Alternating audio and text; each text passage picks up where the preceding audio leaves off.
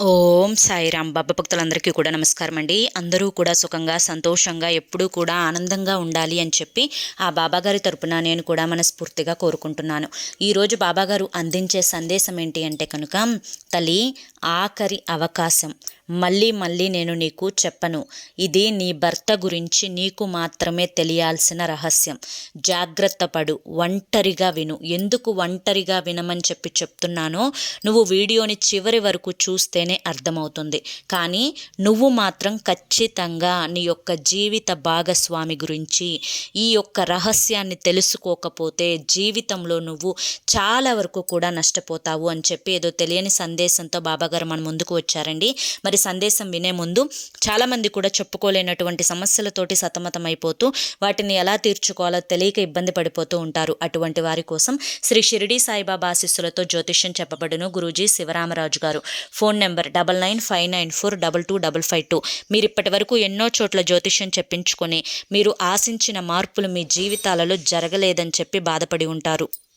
కానీ ఇక్కడ మాత్రం అస్సలు అలా జరగదండి. మీ సమస్యలు ఏవైతే ఉన్నాయో, ప్రేమ, పెళ్లి, ఉద్యోగం, రాజకీయం, సంతానం లేక ఇబ్బంది పడుతున్నా, భార్యాభర్తల మధ్య గొడవలున్నా, అప్పుల సమస్యలున్నా, శత్రువుల సమస్యలున్నా, అవేంటో మీరు గురువుగారికి వివరించి చెప్పినట్లయితే వాటికి తగిన పూజలు చేసి గురువుగారు మీకు రోజులలోనే పరిష్కారాన్ని చూపిస్తారు. గురువుగారు చెప్పింది చెప్పినట్లు 100కు 1000% జరుగుతుంది. మాకున్నటువంటి ఎన్నో రకాలైన సమస్యలను గురువుగారు తీర్చారండి. అలాగే మీకున్న సమస్యలు తీర్చుకోవడానికి చివరి ప్రయత్నం అనుకోనైనా కానీ ఒక్కసారి ఈ స్క్రీన్ మీద కనిపిస్తున్న నెంబర్కి కాంటాక్ట్ అవ్వండి. భార్యాభర్తల మధ్య వశీకరణ, స్త్రీ మరియు పురుషుల మధ్య వశీకరణ కూడా గురువుగారి దగ్గర జరపబడును. కాబట్టి మీకున్న ప్రతి సమస్యకు కూడా మీకు రోజుల్లోనే పరిష్కారం దొరుకుతుంది. కాబట్టి నమ్మకంతో స్క్రీన్ మీద కనిపిస్తున్న నెంబర్కి అయితే కాంటాక్ట్ అవ్వండి. ఇక ఆలస్యం చేయకుండా మనం బాబాగారి యొక్క సందేశం ఏంటో తెలుసుకుందాం. తల్లి, ఆఖరి అవకాశం అని చెప్పి నేను ఎందుకు చెప్తున్నానో నువ్వు జాగ్రత్తగా వినాలి. నీకున్నటువంటి మంచి మనసు, నీకున్నటువంటి తెలివితేటలు, నీకున్నటువంటి జాలి, దయ, కరుణ ప్రతీదీ కూడా ఎదుటి వ్యక్తికి కూడా ఉన్నాయి అని చెప్పి నువ్వు నమ్మితే అది నిజంగా నీ యొక్క మూర్ఖత్వం అవుతుంది. ఎందుకు అంటే కనుక ప్రతి చిన్న విషయానికి కూడా కన్నీటిని కార్చేసుకుంటూ ఉంటావు. అలాగే నీకు కష్టాన్ని చేసిన వారికి కూడా వాళ్ళు వచ్చి కాసేపు కూర్చొని మాట్లాడితే కుడుమిస్తే పండగలాగా పొంగిపోతూ ఉంటావు. అలాగే ప్రతి వారికి కూడా నీకు తెలిసినటువంటి సలహాలన్నీ కూడా ఇచ్చి వారి జీవితంలో మంచి జరగాలి అని చెప్పి కోరుకుంటూ ఉంటావు. ఇలా ప్రతి ఒక్కరికి కూడా సహాయపడేటువంటి గొప్ప మనస్తత్వం నీది. అలాగే కొంచెం కష్టం వచ్చినా, కొంచెం బాధ కలిగినా కూడా ఒంటరిగా కూర్చొని ఏడుస్తావు. నీకున్నటువంటి బాధలు కానీ, కష్టాలు కానీ బయట నలుగురిలో మొహాన కనిపించనీయకుండా చాలా చక్కగా మేనేజ్ చేసుకోగలుగుతావు. కానీ కొండంత బాధ, 4 గోడల మధ్య నువ్వు చెప్పుకునేటువంటి బాధలు, నువ్వు ఏడుస్తున్నటువంటి కన్నీరు, అలాగే నీ యొక్క మనోవేదన ప్రతీదీ కూడా నీ వెనుకే ఉండి నిన్ను గమనిస్తున్నటువంటి నాకు మాత్రమే తెలుసు. ఎందుకు ఇంత బాధపడుతున్నావు? దీనంతటికీ కూడా కారణం ఏంటి? డబ్బు లేక, లేకపోతే నీ బిడ్డలు మంచివారు కాక, లేదా నీ యొక్క బంధువులు మంచివారు కాక, లేకపోతే నీవు అనుకున్న పనులు ఏవి కూడా జరగడం లేదా అని నేను నిన్ను ప్రశ్నిస్తే నువ్వు నాకు ఏం చెప్తావు అంటే కనుక, ఇవన్నీ ఏమి కాదు బాబా, నాకంటూ నా జీవిత భాగస్వామి కనీసం నాకు ఆరోగ్యం బాగాలేనప్పుడు నా గుండెల్ని హత్తుకొని నా యొక్క బాధను తనతో పంచుకోవాలి అని చెప్పి అనిపిస్తూ ఉంటుంది. కానీ నా యొక్క ప్రతి సమస్య కూడా ఒంటరిగా చెప్పుకొని ఒంటరిగా ఏడ్చుకోవడం తప్ప నా బాధ ఏది కూడా వినే సమయం కూడా తనకి లేకుండా పోయింది. ఏదైతే తన సమస్యలు అనుకుంటారో, ఏదైతే తనకున్నటువంటి వ్యాపారం గురించి ఆలోచిస్తారో, లేదంటే తన యొక్క బంధువుల గురించి ఆలోచిస్తారో, ఆ యొక్క ఆలోచన సమయంలో నా కోసం ఒక 10 నిమిషాలు కూడా అతను ఆలోచించలేకపోతున్నాడు. నేను అందరికీ కూడా మంచి చెయ్యాలి అని చెప్పి ఏ విధంగా అయితే నేను ఆలోచిస్తూ ఉంటానో, కానీ తను మాత్రం నా యొక్క ఆలోచనలన్నీ కూడా నా స్వార్థం కోసం మాత్రమే ఆలోచిస్తాను అని చెప్పి, నాకు డబ్బు మీద ఎక్కువ ఆశ ఉంటుంది అని చెప్పి, నాకు ఇంటి పని మీద కానీ ఇంటి మీద కానీ ఎటువంటి శ్రద్ధ కూడా లేదు అని చెప్పి, నేను ఎక్కువగా కూడా బట్టలు కొనుక్కుంటూ ఉంటాను, అందానికి విలువిస్తూ ఉంటాను అని చెప్పి, ఇలా పైకి తనకు ఏవైతే కనిపిస్తున్నాయో వాటిని మాత్రమే చూసి నన్ను తప్పుగా ఆలోచిస్తూ ఉంటారు. కానీ నీకు ఆరోగ్యం ఎలా ఉంది? నువ్వు మనశ్శాంతిగా ఉన్నావా? ఏదైనా కానీ కష్టంతో బాధపడుతున్నావా? నీకున్నటువంటి అనారోగ్య సమస్య నీకు ఇప్పుడు పర్వాలేదా? నీకు తగ్గిందా? నువ్వు దేని గురించి కూడా ఆలోచించకు, ప్రశాంతంగా ఉండు. ప్రతి దానికి కూడా నీ వెన్నంటై కొండంత అండగా నేను నీకు భరోసాను ఇస్తాను అని చెప్పి ఏ రోజు కూడా నాతో మాట్లాడి ఎరుగరు. అలాగే అతని కోసం, అతను ఇచ్చే సమయం కోసం ఎంతో ఎదురు చూస్తూ ఉంటాను బాబా.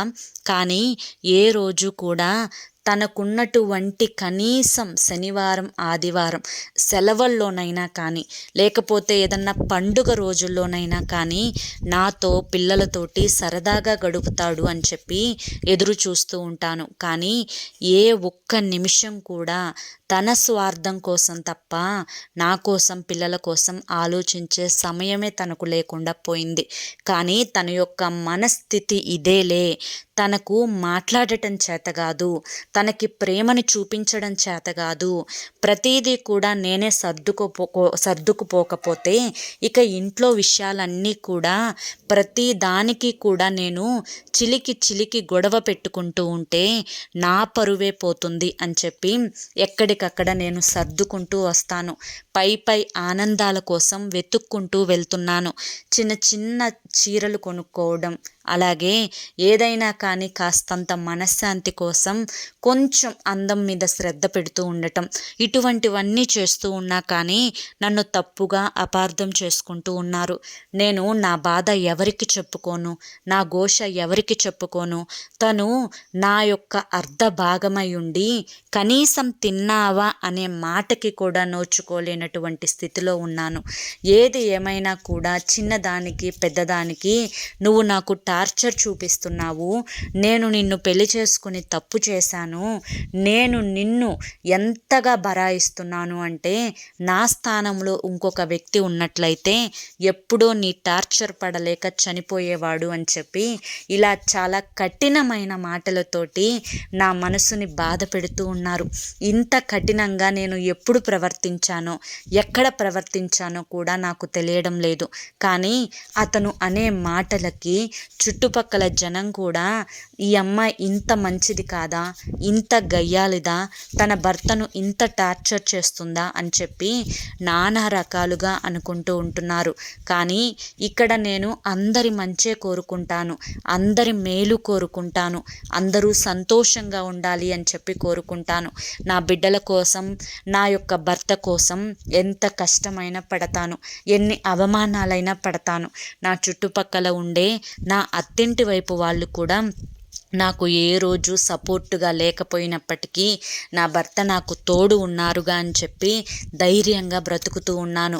ఒంటరిగా నా జీవితాన్ని ముందుకు నెట్టుకెళ్తూ ఉన్నాను. నన్ను చూసి అసూయ పడేవాళ్ళు, నన్ను చూసి ఈర్ష్య పడేవారు, నేను ఎప్పుడు పతనమైపోతానా అని చెప్పి కోరుకునేవారు కూడా నా చుట్టూ ఎంతమందో ఉన్నారు.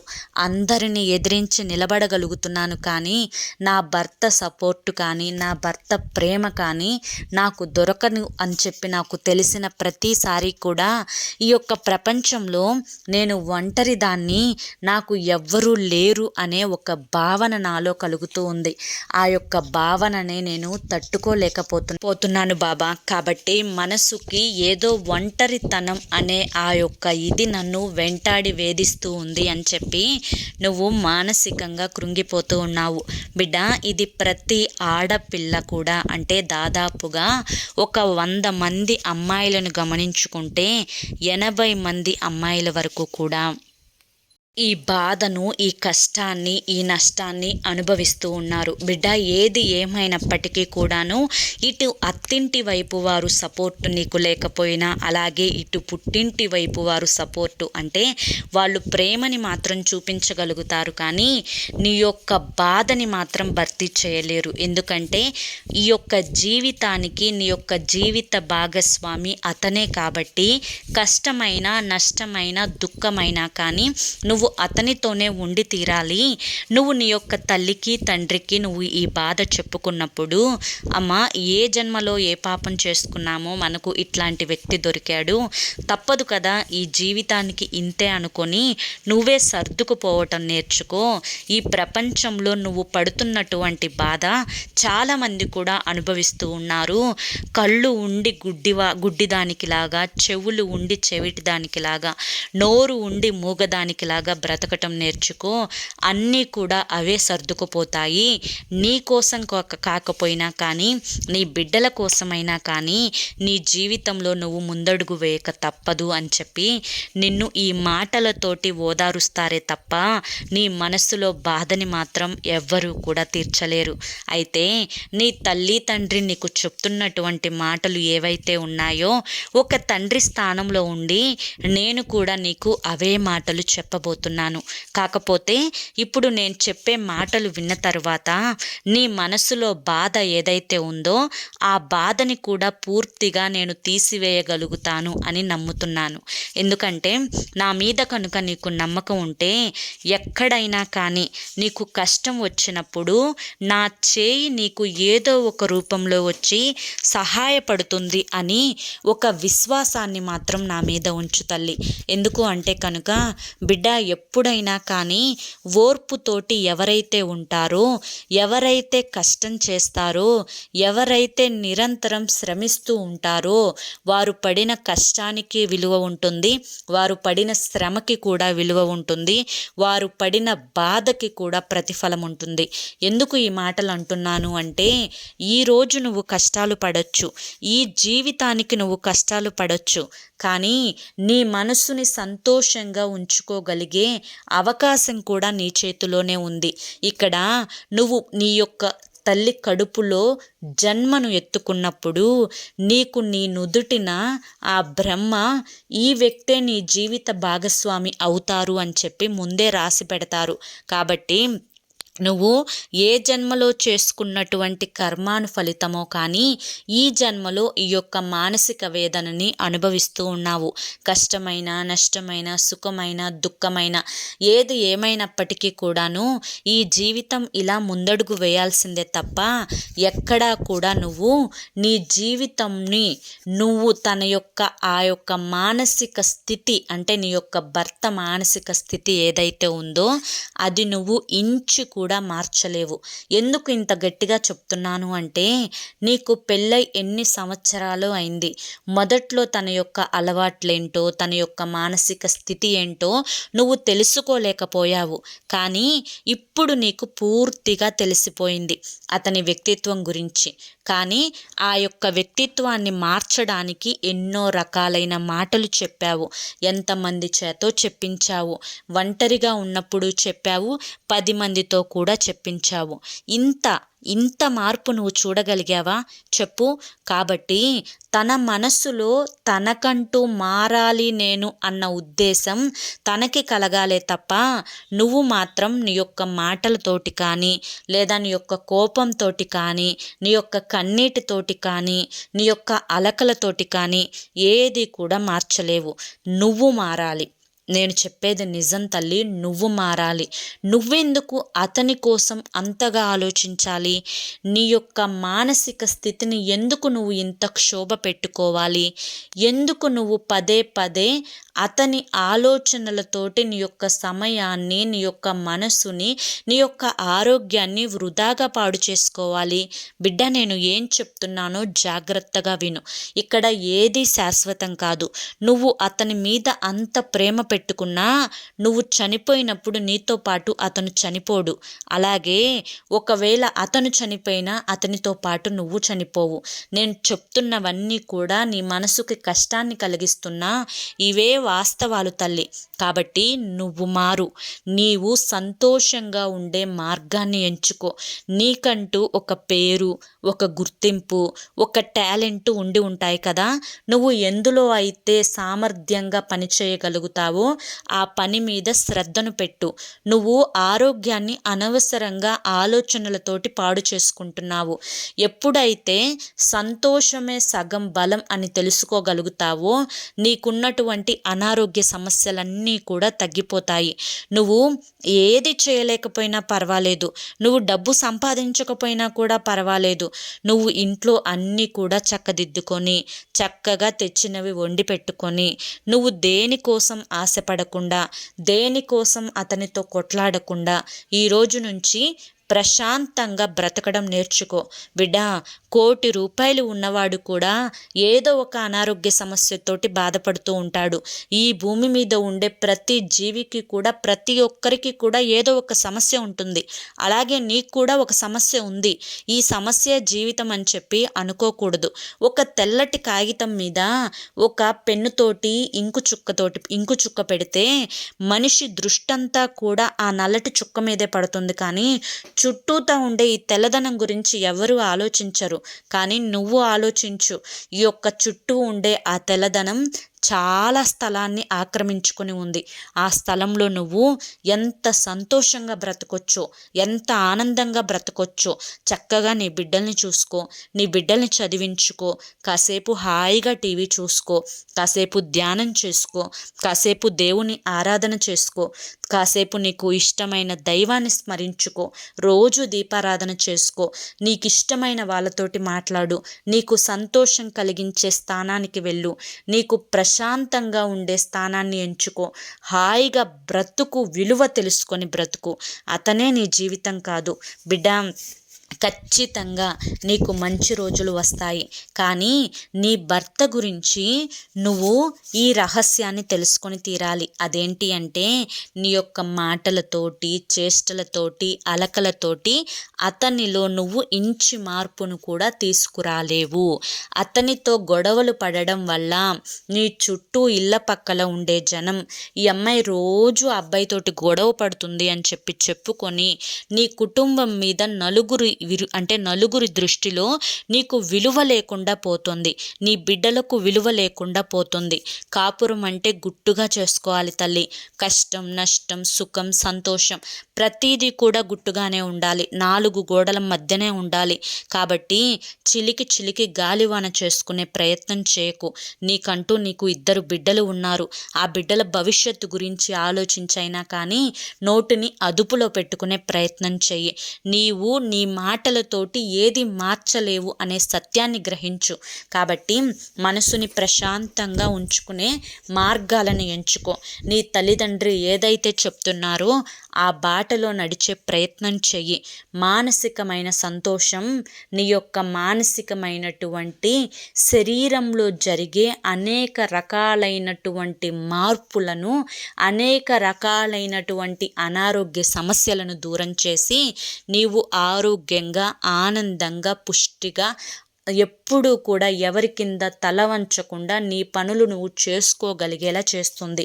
నీ బిడ్డలకు నీ భర్త అంటే మాకు మా తండ్రి ఉన్నాడు అనే ధైర్యం కంటే కూడా మా తల్లి ఉంది, మా తల్లి ఏదైనా కూడా మాకు కొండంత అండగా ఉండి వెనుకడుగే వెయ్యనివ్వకుండా ముందడుగు వేసేలా మాటలతోటైనా కానీ ప్రోత్సహిస్తుంది అనే ధైర్యాన్ని వాళ్లకు ఇవ్వు.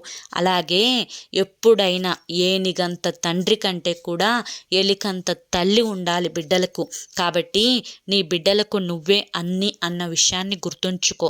ఇక నుంచి పిచ్చి ఆలోచనలన్నీ కూడా మానివేసి మనసుని ప్రశాంతంగా ఉంచుకుంటూ ఏదన్నా ఒక పని చేసుకోగలిగితే ఆ పనిలో నీవు ఏ విధంగా మొదలు పెట్టాలో ఆలోచించుకొని ₹1 సంపాదించుకోగలిగితే దాని మీద దృష్టి పెట్టే ప్రయత్నం అయితే చెయ్యి బిడ్డ.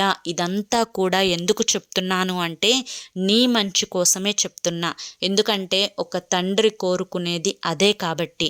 నీకు నా గురుబలాన్ని అందిస్తున్నా. ఈ రోజు నుంచి మనస్సుని ప్రశాంతంగా ఉంచుకోవాలి, తెల్లటి కాగితంలా ఉంచుకోవాలి. ఎవరి గురించి ఆలోచించకు, నలుగురు ఏమనుకుంటారో అని ఆలోచించుకో. నువ్వు చేయాలనుకున్న పనులు చక్కగా చేసుకో. నీ యొక్క మాట తీరులో కానీ, నీ యొక్క బాడీ పర్సనాలిటీలో కానీ, నీ యొక్క కళ్ళల్లో కానీ, మాటలో కానీ, ప్రతి దాంట్లో కూడా ధైర్యం ఉండాలి. నువ్వు ఇక్కడ నేను తగ్గమన్నాను అని చెప్పి నువ్వు బలహీనంగా ఉండి లొంగిపో అని చెప్పడంలా, కాకపోతే గొడవలొద్దు అని తెలుసుకో చాలు. అర్థమైంది కదా అని చెప్పి ఈరోజు బాబాగారు మనకి చాలా చక్కటి సందేశాన్ని అందించారండి. మరి ఈ సందేశంలో ఎంతో గొప్ప ఆంతర్యం ఉంది, మనం అర్థం చేసుకోవాలి. కానీ ఈ సందేశం మీ అందరికీ కూడా నచ్చింది, అర్థమైంది అని చెప్పి అనుకుంటున్నాను. నచ్చింది, అర్థమైంది అని చెప్పి అనిపిస్తే ఈ వీడియోకి ఒక లైక్ ఇవ్వండి. కింద కామెంట్ సెక్షన్లో ఓం సాయిరామ్ అని చెప్పి టైప్ చేయండి. మొదటిసారి ఛానల్లోకి వస్తే సబ్స్క్రైబ్ చేసుకోండి. రేపు మరొక మంచి వీడియోతోటి మళ్ళీ కలుసుకుందాం. అంతవరకు కూడా బాబాగారి యొక్క ఆశీస్సులు మీ మీద, మీ కుటుంబ సభ్యుల మీద ఎల్లకాలం ఉండాలి అని చెప్పి మనస్ఫూర్తిగా కోరుకుంటూ సర్వేజన సుఖినో భవంతు. ధన్యవాదములండి. ఓం సాయిరామ్.